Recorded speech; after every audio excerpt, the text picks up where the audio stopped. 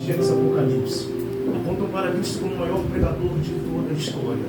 Jesus Cristo ele marcou a história de tal maneira ao ponto de qualquer estudioso sentar e ler antes de Cristo e depois de Cristo. Não só marcando a história, Jesus Cristo foi o singular do Evangelho. Até o livro de Gênesis, até o livro das Revelações escrito por João, a saber Apocalipse, Jesus Cristo é citado na Bíblia Sagrada.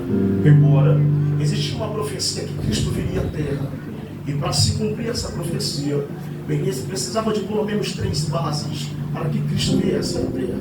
A primeira profecia, eu lembro quando Isaías começa a relatar em seu livro, ele virá sobre a terra, e levará as nossas dores em seus ombros, e pelas suas pisaduras seremos sarados e curados. Não só Isaías relata a vinda do verdadeiro Messias.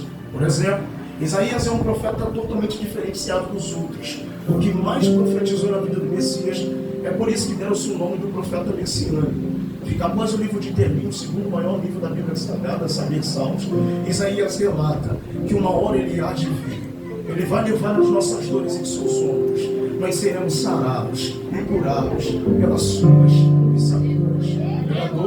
E qual era a segunda comprovação desse texto? Que Cristo viria à Terra. O livro de Gênesis, a saber do livro no início, depois de ser traduzido para o grego, ele dá origem à primeira profecia de Jesus na Terra. Quando Deus forma a humanidade, o texto diz: façamos-se um homem, com a nossa imagem e semelhança. Deus forma o homem do pó da terra. Deus precisava se relacionar com a humanidade. O primeiro casamento na terra foi entre Deus e a humanidade. Quando Deus forma a humanidade, Deus sopra a tua essência divina, Nishmaraim, dentro da humanidade. Eles são barro pelo lado de fora e tem essência pelo lado de dentro. Eles são podre pelo lado de fora, mas são ricos pelo lado de dentro. E por que que Deus confia o teu amor em uma matéria que poderia se desfazer com a chuva? Por que que Deus confia o teu amor em uma matéria que poderia se quebrar no meio do caminho? É porque Deus sabia que precisava confiar o teu amor e alguém que não poderia ter um sentimento robótico ou forçado. Quando Deus vira para a humanidade e diz: vou me relacionar com vocês, a primeira proibição aqui está disposta. Quando Deus vira para o cabeça no meio do jardim e diz: Adão, a única árvore que você não vai poder se alimentar é a árvore do bem e do mal, da morte e da vida, o caminho da verdade e da mentira. Se um dia tu comer, terá um grande rompimento entre eu e a humanidade. Tiago 4,4 diz: adúlteros, não sabeis vós que a amizade com o mundo é inimizade com Deus? Deus saberia que a humanidade poderia o trair, mas mesmo assim, confiando o seu amor, Deus vira para Adão e diz: vou entregar o meu amor a vocês. Se comer, Adão, vocês vão perder o contato comigo, o vínculo de um casamento. A humanidade troca Deus, que é um casamento, para viver um momento de prazeres. A humanidade, ela resolve trocar um casamento de eternidade com Deus para viver um momento de prazeres, para saciar a tua carne. Deus coloca a árvore no meio do jardim. Alex, eu fiz uma pergunta desde quando eu li Gênesis, o capítulo 1 em diante. Sabendo Deus que nós poderíamos pecar, por que Ele coloca a árvore que a gente poderia tropeçar dia a dia? Se Deus é onisciente, se Deus é onipotente, onipresente, por que Ele força a colocar a árvore no meio do jardim? É a mesma coisa que Deus disse para Paulo. Lembra? Todas as vezes que Paulo acabasse de pregar, ele diz em seu livro: o mensageiro do diabo bate em minha cara da direita para a esquerda, da esquerda para a direita. Eu pedi para o Senhor me tirar o espinho na carne, mas toda vez que eu acabo de cantar, a glória desce, ninguém fica parado. Toda vez que eu acabo de pregar, ninguém para sentado. Aí eu perguntei ao Senhor, apóstolo Paulo, dizendo: por que o Senhor não me tira o espinho na carne? Aí Deus vira para Paulo e diz: se eu quisesse alguém super-homem, eu não teria ido atrás de você. Se eu quisesse uma mulher maravilha, eu não teria ido atrás de você. Então o que é isso, pregador? Ser crente não é fácil. E como é que vocês conseguem? Ninguém consegue, tem que ir na marra. Ninguém consegue, tem que ir chorando. Aí Paulo vira para o Senhor e diz: eu prego e o Senhor não me tira espinho na carne, eu canto, o Senhor não me tira espinho na carne. Sabe o que Paulo está dizendo? Aí Deus vira para Paulo e diz: a única coisa que mostra quem você é quando ninguém está te vendo é esse espinho na carne. Aí Deus diz: se eu tirar de você aquilo que traz você para perto, nunca mais você volta. É por isso que você não entende que tu prega, a casa vira e chega dentro do quarto, Deus permite o diabo bater no teu rosto. Aí você grita: miserável homem que sou, o bem que eu quero fazer eu não faço, o mal que eu não quero fazer se faço. Eu pedi para o Senhor me tirar o espinho na carne e Deus não tira. É a mesma coisa com Adão. Deus vira para Adão e diz: eu não vou arrancar a árvore daí de dentro, vai ter que caminhar com a árvore do seu lado, a árvore da destruição, do pecado, do divórcio, da contenda, da pornografia, da idolatria. Aí quando Eva passa no meio do jardim, Liderson, o texto vai dizer que num dia a árvore está lá, Eva se apresenta perante a árvore, Gabriel, no intuito que a árvore está, Eva se apresenta porque já se tornou costume, ela não só vê a árvore, mas quer conversar com a árvore. Ela não só vê a destruição, mas tem que ir de encontro a ela. Olha bem para cá, por gentileza. Senhoras e senhores, o problema não é Eva pecar, o problema não é Eva errar, o problema é que Deus tinha marcado um encontro com eles. Aonde, pregador? Senhoras e senhores, o tempo de Deus é diferente do nosso. O tempo de Deus, Kairos, é totalmente do século 21 que nós vivemos. A ciência diz que o nosso dia é cotado pelo sol e pela lua. Dá 18 horas da tarde. Da onde o sol vai surgir, não sei, mas tem que aparecer.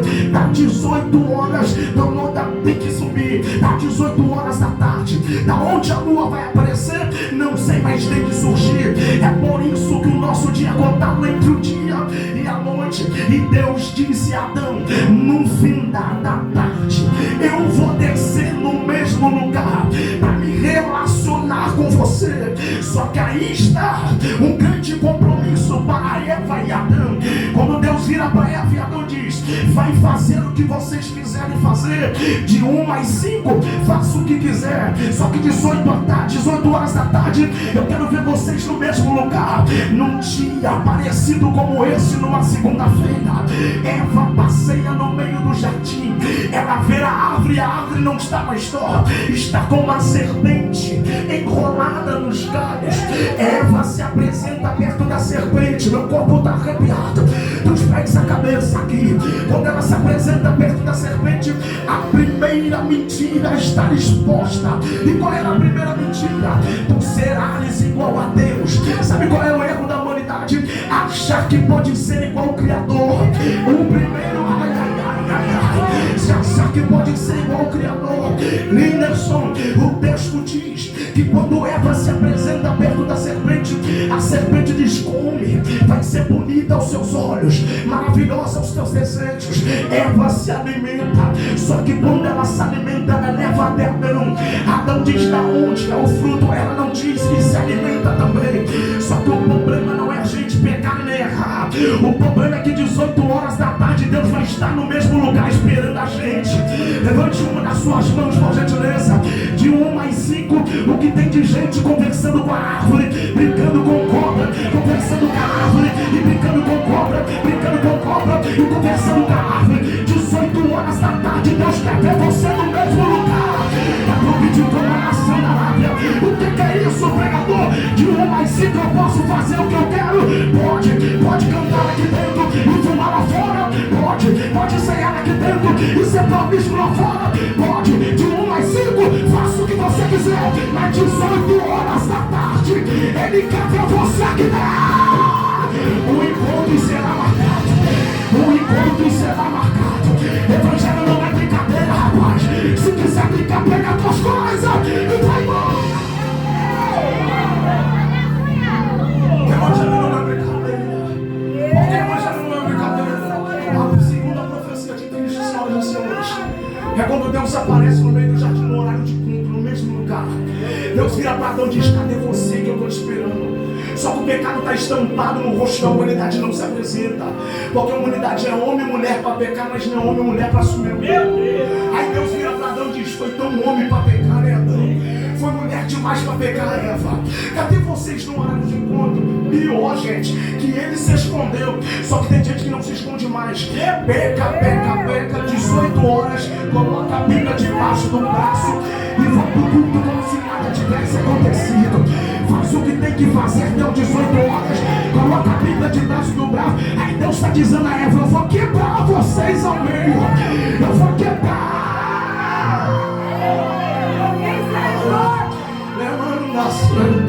Deus vira para Adão e diz: os espinhos da terra molestarão os seus pés. Eva, multiplicarei as dores do seu parto. Tu serás submissa ao homem e terá uma inimizade entre você e a serpente.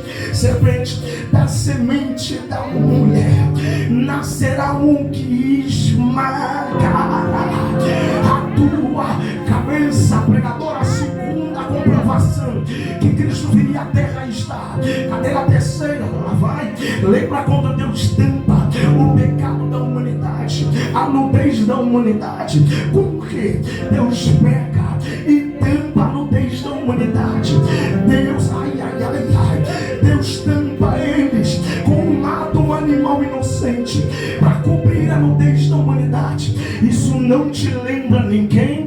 Um cordeiro que não deveria ser morto para cobrir a nudez minha e a tua. Tu não merecia.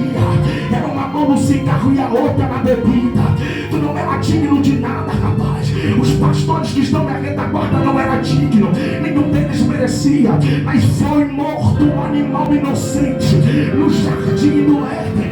E Jesus Cristo que foi morto por mim e por você. Jesus foi o segundo Adão que não errou. Se o primeiro Adão pecou, Jesus é o único que não erra. Se o primeiro Adão decidiu tropeçar, Jesus não tropeça. Se o primeiro Adão decidiu jogar fora casamento, Jesus diz: eu renovo a minha aliança.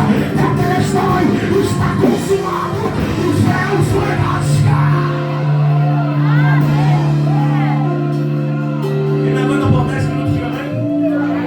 O texto diz, senhoras e senhores, que Jesus é 100% homem e 100% Deus. Ele começa a pregar o Evangelho.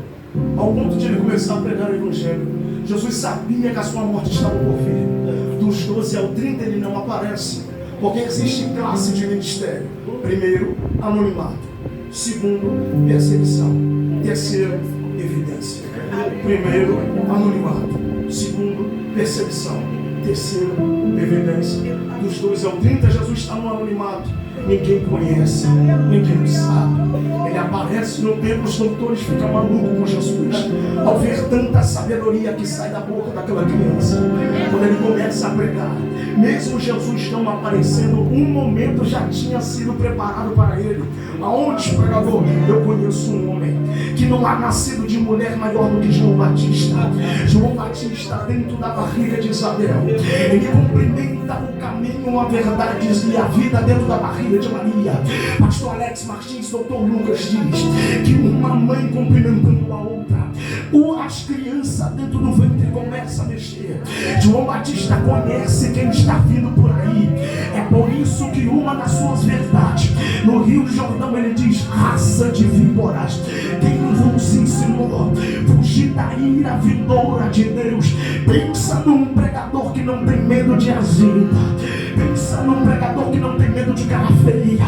Pensa num pregador que não tem medo de coisa alguma. João Batista não queria saber. Ele pregava a verdade, ponto final. Quem não se lembra, senhores, quando ele prega no Rio Jordão, ele diz: senhores, eu vos batizo com água, mas virá um após mim que vos batizará com Espírito e com fogo. Pregador, eu conheço uma profecia em Gênesis capítulo 22, quando Abraão vira para Isaac e diz: Deus proverá para si um cordeiro, mas nós nós sabemos que 3 dias caminhando ao Monte Moriá, quem Deus resolve colocar no lugar do cordeiro é carneiro. E se você olhar o texto com calma, carneiro é diferente de cordeiro. Mas se o cordeiro não apareceu no Monte Moriá, aonde foi aparecer o cordeiro? É que um homem nascido de mulher, que não merecia, achou o cordeiro que chegou no Rio Jordão. Eu não sei quem vai pegar com a mão levantada,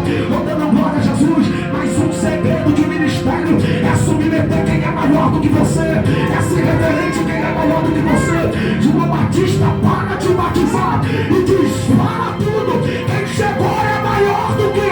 Eis aí o Cordeiro de Deus que tira o pecado do mundo. Eu não sei quem tem mão para levantar. O Bíblia de canta senta, o negrista cantou aqui, então lá vai. Acima da dizer: Senhor, esse cordeiro que apareceu no Rio Jordão vem para tua casa. Ele entra onde ninguém quer entrar, ele vai aonde ninguém quer ir, ele toca onde ninguém quer tocar. Sai da frente, diabo, o cordeiro.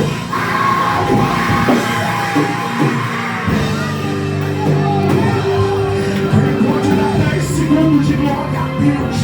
10, tu não merecia, mas o cordeiro chegou na hora. 9, atrás de Cristo e Satanás, ele nos lavou com o teu sangue.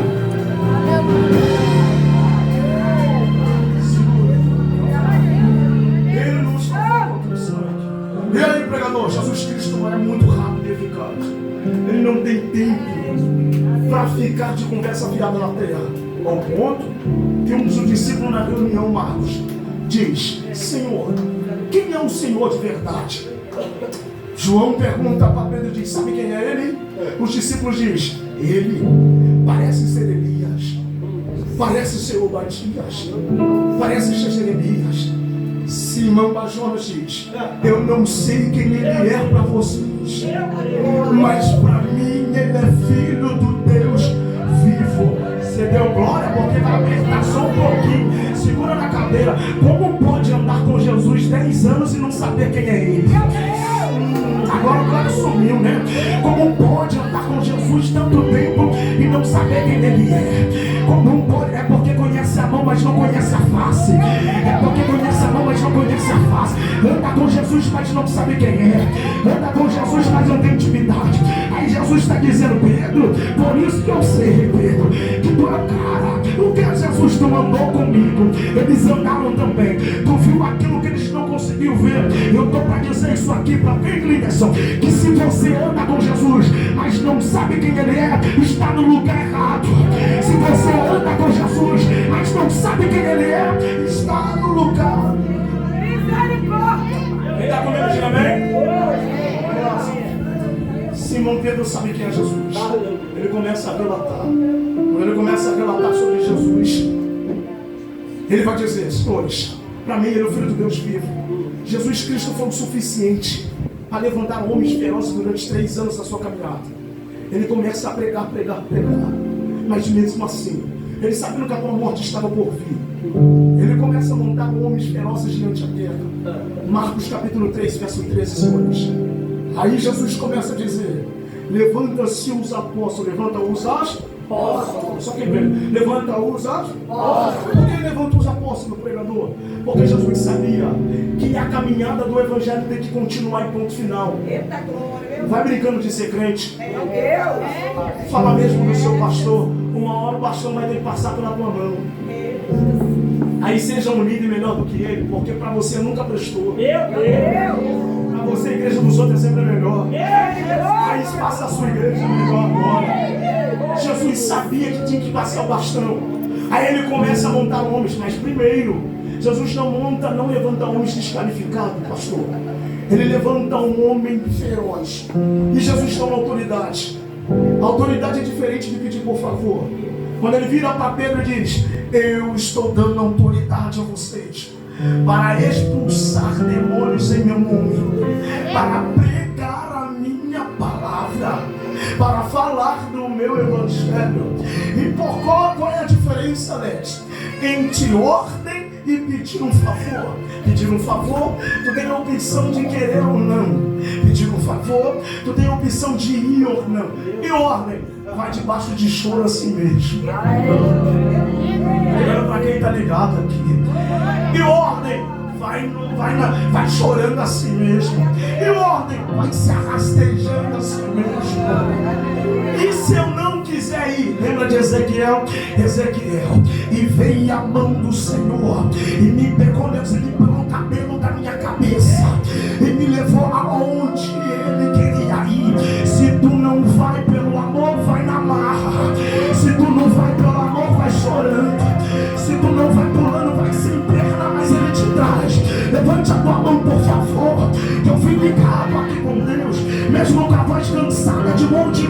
Assim manda dizer o Senhor para alguém: tu não tem direito de escolha, é eu que decido para onde tu vai. E se não quiser ir, eu te levo na marra, mas dentro de casa tu não fica. Eu te levo, sabe qual é a raiva do diabo? É que a gente não queria vir, mas Deus trouxe a gente, colocou a melhor roupa, colocou o melhor sapato, passou o melhor perfume. Tem gente que se maquiou, tem gente que botou o cabelo e disse: diabo, eu vou porque tem